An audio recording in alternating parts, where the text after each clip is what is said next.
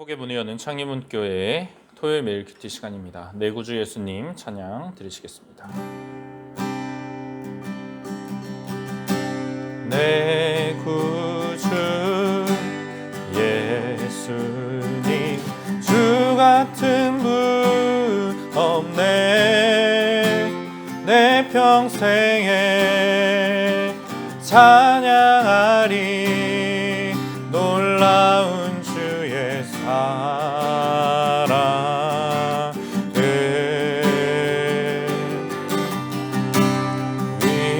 위로자 되시며 피난처 되신 주님,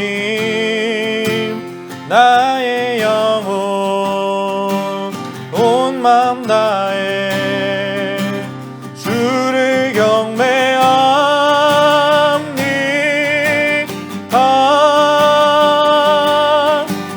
온 땅이여 주님께 외쳐라.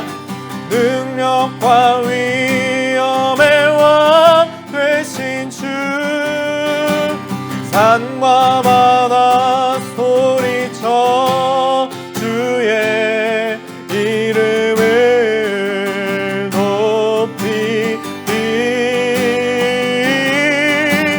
주 행하니 기뻐 노래하며 영원히 주님을 사랑하리라. 진실하신 주의 약속 나와 안내.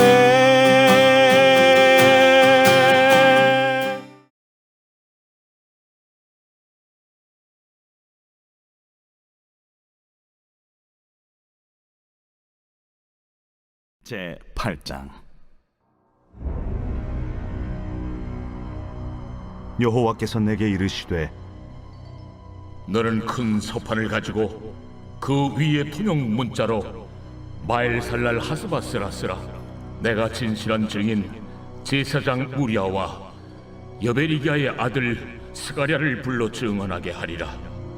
내가 내 아내를 가까이 하매 그가 임신하여 아들을 낳은지라. 여호와께서 내게 이르시되, 그의 이름은 마엘살랄 하스바스라 하라.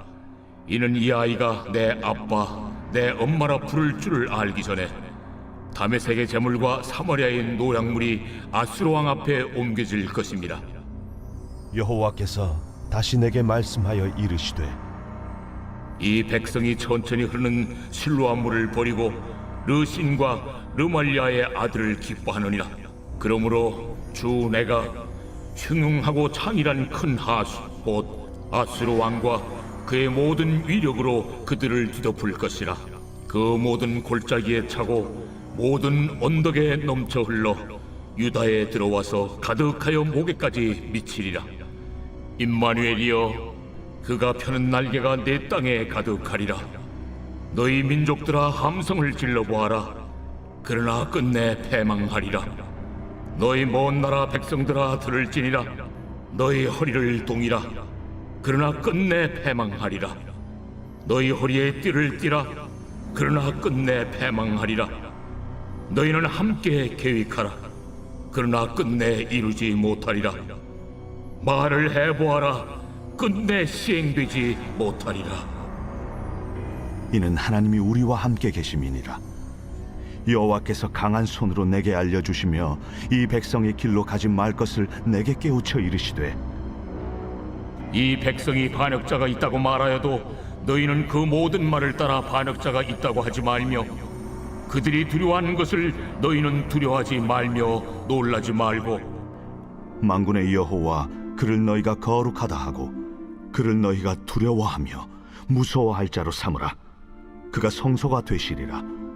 그러나 이스라엘의 두 집에는 걸림돌과 걸려 넘어지는 반석이 되실 것이며 예루살렘 주민에게는 함정과 올무가 되시리니 많은 사람들이 그로 말미암아 걸려 넘어질 것이며 부러질 것이며 덫에 걸려 잡힐 것이니라. 너는 증거의 말씀을 싸매며 율법을 내 제자들 가운데서 봉함하라. 이제 야곱의 집에 대하여 얼굴을 가리시는 여호와를 나는 기다리며 그를 바라보리라. 보라, 나와 민 여호와께서 내게 주신 자녀들이 이스라엘 중에 징조와 예표가 되었나니 이는 시온산에 계신 만군의 여호와께로 말미암은 것이니라. 어떤 사람이 너희에게 말하기를 주절거리며 속살거리는 신접한 자와 마술사에게 물으라 하거든 백성이 자기 하나님께 구할 것이 아니냐, 산자를 위하여 죽은 자에게 구하겠느냐 하라. 마땅히 율법과 증거의 말씀을 따를지니 그들이 말하는 바가 이 말씀에 맞지 아니하면 그들이 정녕 아침 빛을 보지 못하고 이 땅으로 헤매며 곤고하며 굶주릴 것이라. 그가 굶주릴 때에 격분하여 자기의 왕과 자기의 하나님을 저주할 것이며 위를 쳐다보거나 땅을 굽어보아도 환난과 흑암과 고통의 흑암뿐이리니 그들이 심한 흑암 가운데로 쫓겨 들어가리라.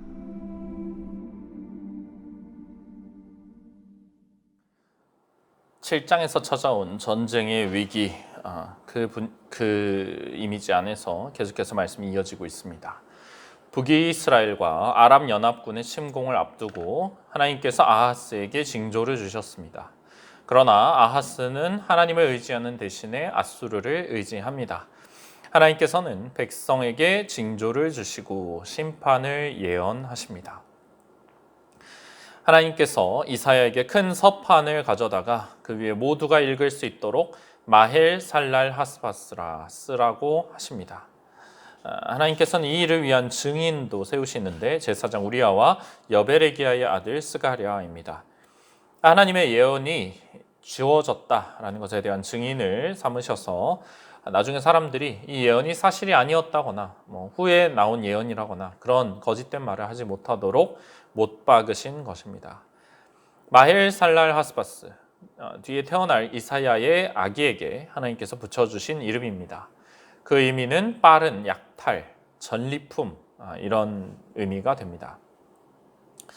전쟁을 앞두고 불길한 뉘앙스를 가진 이름이 주어지고 있는데 이 이름은 다가오는 전쟁이 하나님의 심판이라는 사실과 어떤 결과가 일어나게 될지를 보여주는 것입니다. 하나님께서는 다메섹의 재물과 사마리아의 노략물이 아수르 왕 앞으로 옮겨질 것이다 말씀을 하십니다. 그 일은 이 태어난 아이가 말을 하기 전에, 그러니 짧게는 1년에서 길어봐야 2, 3년 안에 일어날 일입니다. 역사적으로 이 일은 BC 732년에 일어났습니다. 다메섹이 황폐하게 되고 사마리아의 여러 지방들이 약탈을 당했는데 아하스가 동맹을 맺은 아수르의 왕이 이것들을 차지하게 되었습니다. 이러한 마엘살랄 하스바스에 대한 예언 이후에 또 이사야에게 하나님의 말씀이 임합니다. 유다 백성이 천천히 흐르는 실로아 물을 버리고 르신과 르말리아의 아들을 기뻐했다라는 것입니다. 실로아 물은 예루살렘 성 안에 흐르는 잔잔한 수로의 물입니다. 하나님의 도움이 이렇게 잔잔히 흐르는 시냇물처럼 보였습니다.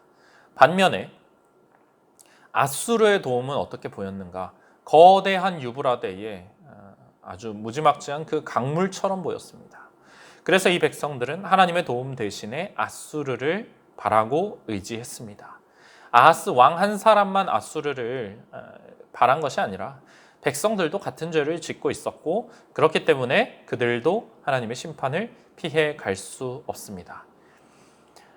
르시는 아람의 왕, 르말리아의 아들은 북이스라엘의 왕 베가입니다.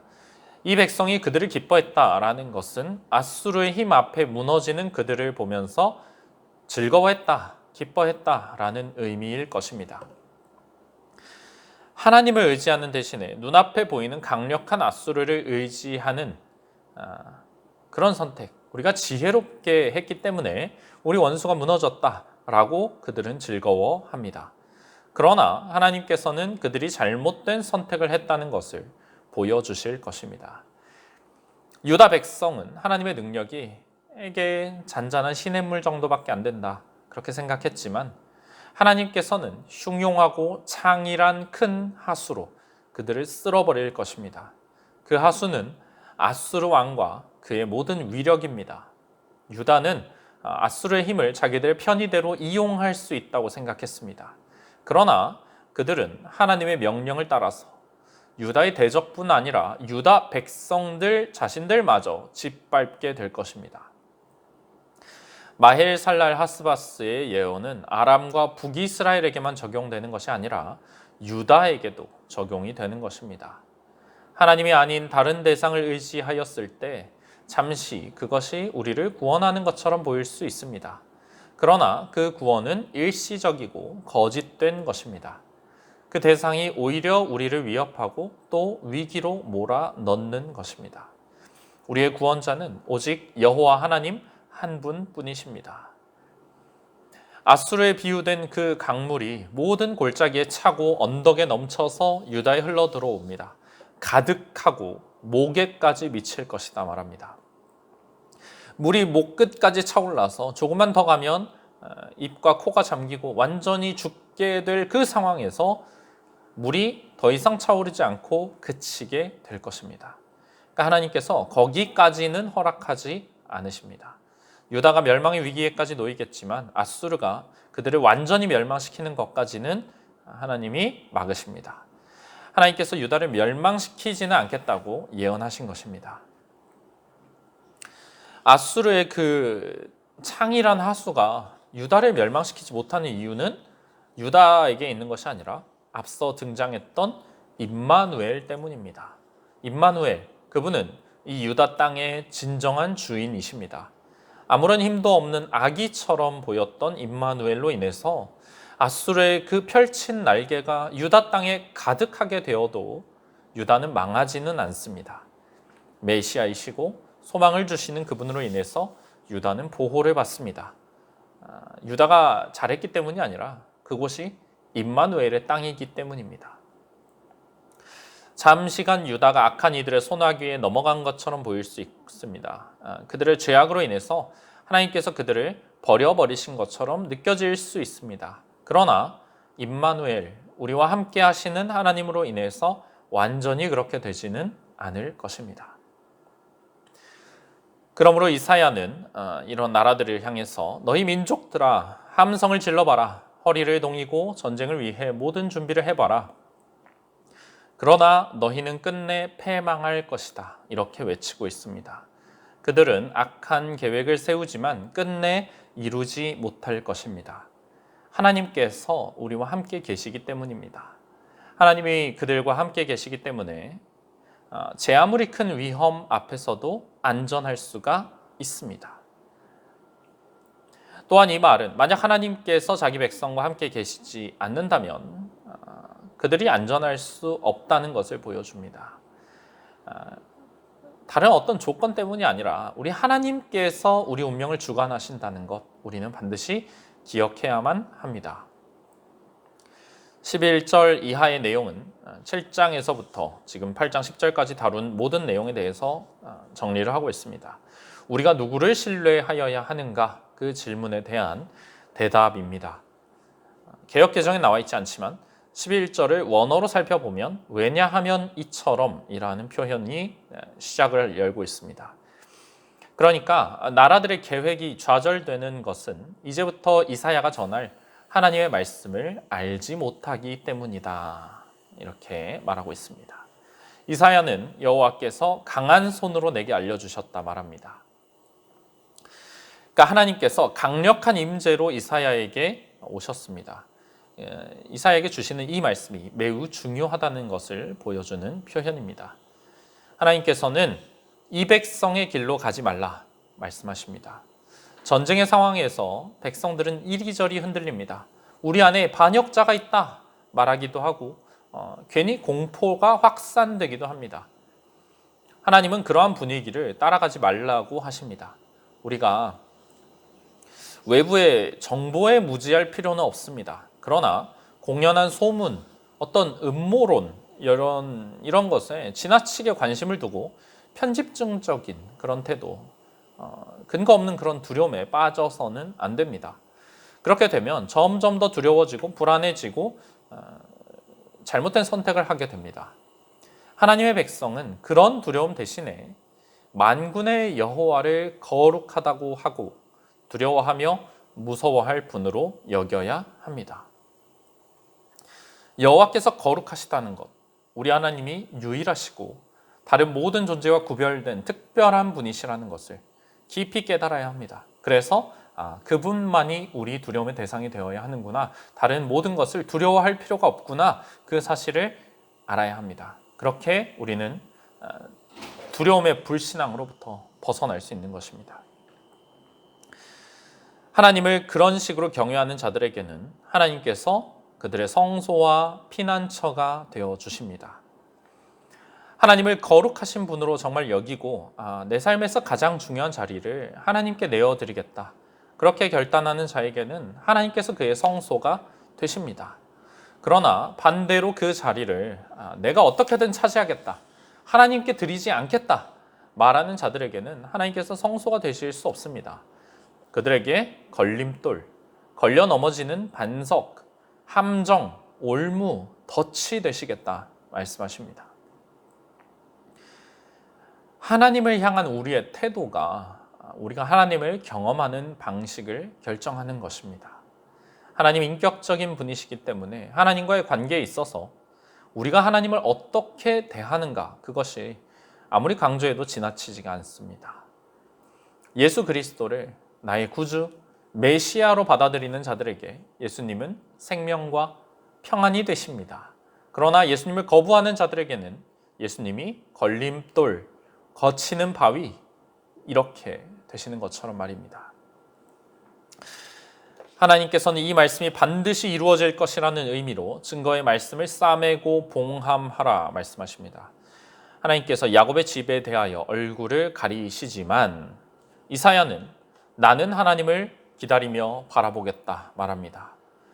하나님의 도움을 믿을 만한 때뿐만 아니라 믿기 어려운 그때에도 하나님을 신뢰하는 것, 여전히 그분을 바라보는 것, 그것이 온전한 하나님이 기뻐하시는 믿음입니다. 이사야는 하나님께서 자신에게 주신 자식들 스알야숲과 마헬살랄 하스바스가 이스라엘 중에 징조와 예표가 되었다 말합니다. 하나님께서 주신 이 아이들 그 존재 자체가 하나님께서 여전히 자기 백성 가운데 살아 역사하신다는 증거라는 것입니다. 그렇기에 이사야는 지금 잠시 어려움이 있더라도 나는 계속해서 하나님을 의지하겠노라 말하고 있습니다. 이사야처럼 하나님을 신뢰하는 이들, 하나님을 믿음하는 그런 증거를 찾는 이들, 두려움 가운데서도 흔들리지 않습니다. 그러나 그렇지 못한 자들은 어디서 안정을 찾을까요? 당시 백성들은 하나님께 버림받은 사울이 그랬던 것처럼 신접한 자, 마술사를 의지하고 싶은 유혹을 받았습니다. 하나님께서 내 미래를 책임져 주신다. 그 믿음 대신에 귀신에게 물어봐서 내 미래를 알고자 하는 것입니다. 살아있는 사람을 위해서, 도움을 얻기 위해서 죽어있는 사람에게 구한다는 것이 얼마나 어리석은 일입니까? 자기 하나님께 그것을 물어야 할 것이 아닙니까? 이 명확한 사실을 그리스도인들조차 간혹 망각합니다. 무당, 굿, 사주, 타로, 하나님께서 가증히 여기시는 그것들을 의존하는데 이게 심각한 범죄라는 사실을 반드시 기억해야 합니다. 우리의 삶을 위해서 우리는 이런 허탄한 것을 의존할 필요가 없습니다. 조금도 그럴 이유가 없습니다. 왜냐하면 우리에게는 하나님의 율법, 증거의 말씀이 있기 때문입니다. 하나님의 변함이 없는 그 말씀을 두고 이런 부패한 것들, 더러운 것들을 의지하는 자들은 결코 진리를 깨닫지 못합니다. 하나님의 말씀이 아닌 다른 것을 말하는 자들은 아침 빛을 보지 못합니다. 언제나 밤 속에 거하는 어두운 운명입니다. 이리저리 헤매면서 답을 찾아다니지만 절대 발견할 수가 없습니다. 그러니 원하는 것을 얻지 못하고 늘 굶주려 있습니다. 공허한 삶을 살아가면서 하나님 없이 내가 행복한 삶을 살 수 있다 생각하는 것은 심각한 착각입니다. 굶주린 그들은 까닭 없이 격분합니다. 그러면서 자기 불행의 원인을 다른 대상에게서 찾습니다. 자기 왕을 저주합니다. 우리가 이렇게 된 것은 우리 지도자 잘못이다 말합니다. 어느 정도는 맞는 말일 수도 있지만 과연 그것이 전부입니까? 왕이 바뀌면 문제가 해결됩니까? 그렇지 않습니다. 자신들의 행동이 돌이켜지지 않는다면 여전히 그 어려움 가운데 있을 것입니다. 또 그들은 하나님을 저주합니다. 하나님이 우리를 보살펴 주지 않았다, 원하는 것을 주시지 않았다는 것입니다. 그러나 실제로 신실함을 저버린 것이 하나님이십니까? 아니면 그들 자신입니까? 이런 점들을 이 교만한 자들은 절대 생각하려 하지 않습니다. 이렇게 위에 있는 왕과 하나님을 쳐다보지만 아무 도움을 얻지 못합니다. 그래서 그들이 아래로 땅을 굽어보는데 거기서도 아무 도움이 찾아볼 수가 없습니다. 그들에게 주어지는 것은 환난과 고통스러운 흑암뿐입니다. 아무 빛도 기대할 수 없는 심한 어둠 속으로 그들이 쫓겨 들어갑니다. 오직 하나님의 빛 가운데 행하는 자, 그 빛이 나로부터 또는 어떤 다른 대상으로부터 그런 것이 아니라 하나님께로부터만 주어진다는 것을 믿고 기대하는 사람, 말씀을 따라서 살아가고 하나님 경외하는 자, 그는 온전히 서게 될 것입니다. 우리가 하나님이 나의 성소가 되시고 나의 피난처가 되시는 그러한 삶을 살아가기를, 임마누엘의 하나님 늘 동행하기를 소망합니다. 주신 말씀을 기억하며 기도하시겠습니다.